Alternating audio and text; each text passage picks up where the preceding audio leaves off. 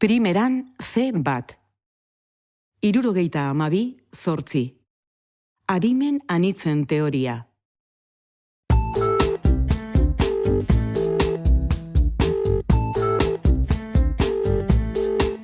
Eta galdera sakon baten inguruan ariko gara gaur ikasiko lankideekin egiten dugun tartean, personen adimenari buruz hitz egin behar dugu eta. Arantzazu Muñoa, arratsaldeon deizula. Kaixo, arratsaldeon. Adimenari buruz esan dut, baina egokiagoa litzateke pluralgilea erabiliko banu eta adimenei buruz hitz egingo bagenu, ze adimenak bat baino gehiago dira personengan, ezta? Bai, hala da. Eta gainera, gaur egun pedagogiaren arloan dezente hitz egiten da askotariko adimenen edo adimen anitzen teoriaz, eta Euskal Herriko zenbait ikastetxetan teoria horretan oinarrituz ari dira lanean. Howard Gardner psikologoa eta Harvard Unibertsitateko irakaslea da teoria horren aita, eta 1982an plazaratu zuen teoria hori. Eta hori, adierazi zuen, adimena ez dela bakarra, eta ez dela estankoa. Eta zehaztu zituen 8 inteligentzia mota. Eta esan zuen, gauza batean ez bada bestean, guztio garela inteligente edo bizkor. Hortaz, abilazea askotarikoak ditugu, eta adimenak hoiek danak biltzen ditu. Eta esan duzu, Howard Gardnerrek bere adimen anitzen teoria horretan 8 bere izten dituela. Zeintzuk diren esango didazu?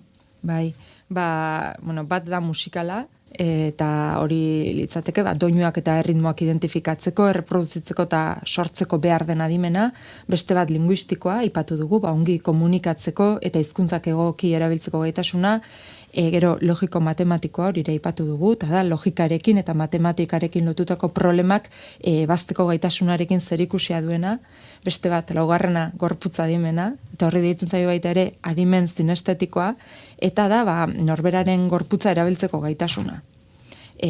Gorputza abilezia handia erakusten dute adimen hau duten pertsonek. Beste bat bosgarrena edo visual espaziala, espazioaren 3 dimentsioak eta espazioko mugimenduak naiz objektuen abiadurak identifikatzeko gaitasuna litzateke, intrapertsonala, hori da norbere burua ezagutzeko, barnera begiratzeko eta emozioak kudeatzeko gaitasuna, 7. interpertsonala, hori da besteekin erlazionatu eta harremanak izatekoa, eta 8.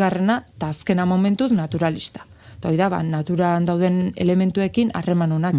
Ez daukagun adimen mota lantzen, jarri beharko direla indarrak, adimen anitzaren bila izango dela ondorioa pentsatzen dut, ez?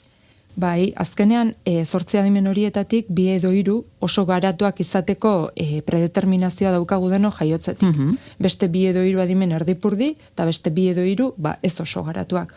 Orduan, garrantzitsua da, bai norbere burua, bai irakasleen kasuan ikasleak, edo gurasoan kasuan seme-alabak ikustea zertan diren adimentsu, begirada hori hor jartzea, eta zertan ez horren beste, adimentsu diren arlo horiek aldik eta gehien garatzeko, eta besteetan ere, trebatzeko, maila on hori lortzeko. Lehen albora utzi ditut, baina interesatzen zait. 8 adimen bota, bere izten ditu Howard Gardnerrek, baina badakit beste 2 mota ere aipatuta guztien dituela, horiek oraindik erabat garatu gabe daude, edo teorian ez dira sartzen, edo nola da?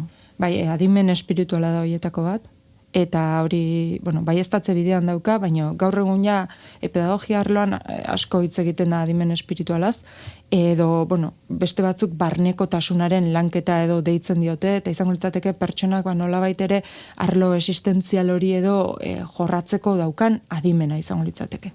Eta gero beste alde datetik berak aipatzen du adimen pedagogikoa, eta hori bere taldeak ikerketa bidean edo dauka.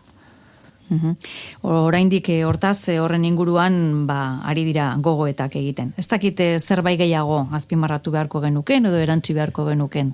Pixkate bere teoriak azkenean paradigma aldaketa ekarri zuela, ez? Ze jartzen gaitu pixkate pertsonen alde honetara edo indarguneetara begira, eta azkenean sinestean norbera ona dela zerbaitetan eta adimentsu dela aurrera egiteko bideak ireki egiten dizkio, bai norberari eta baita ingurukoei ere.